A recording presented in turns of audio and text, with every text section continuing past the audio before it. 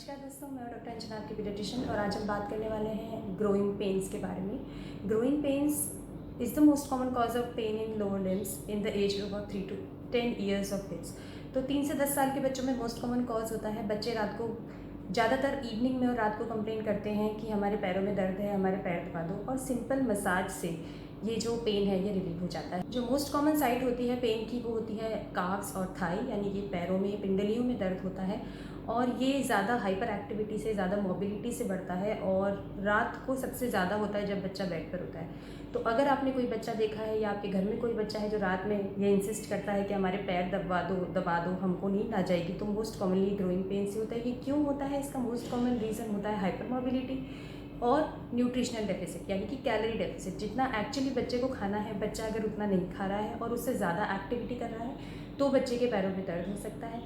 इसके अलावा अगर कोई विटामिन की डेफिशिएंसी है, कैल्शियम की डेफिशिएंसी है या विटामिन डी की डेफिशिएंसी है तो भी बच्चों के पैरों में इस तरह के दर्द हो सकते हैं।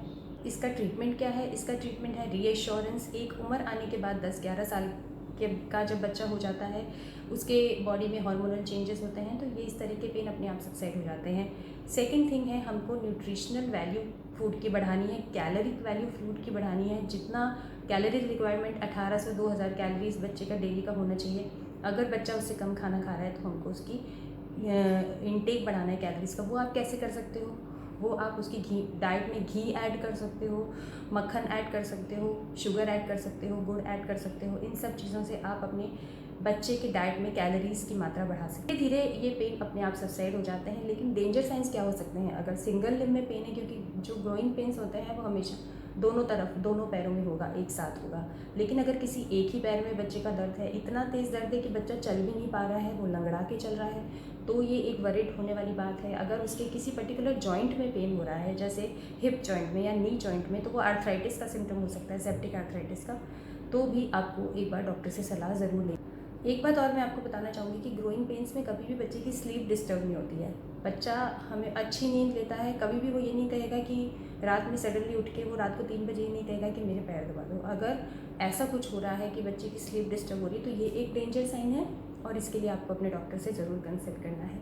एक डेंजर साइन और ये है कि अगर बच्चे को बुखार है, सडनली उसका वेट लूज़ हुआ है और उसकी भूख सडनली बहुत ज़्यादा कम हो गई है, या किसी पर्टिकुलर बोन पर या किसी पर्टिकुलर हड्डी पर दबाने में उसको दर्द हो रहा है, तो ये भी एक डेंजर साइन है और इसके लिए भी आपको अपने डॉक्टर को कंसल्ट करना चाहिए। तो ये सब कुछ था ग्रोइंग पेन्स के बारे में। अगर आपके कोई सवाल है तो कमेंट बॉक्स में जरूर डालिए। Thank you.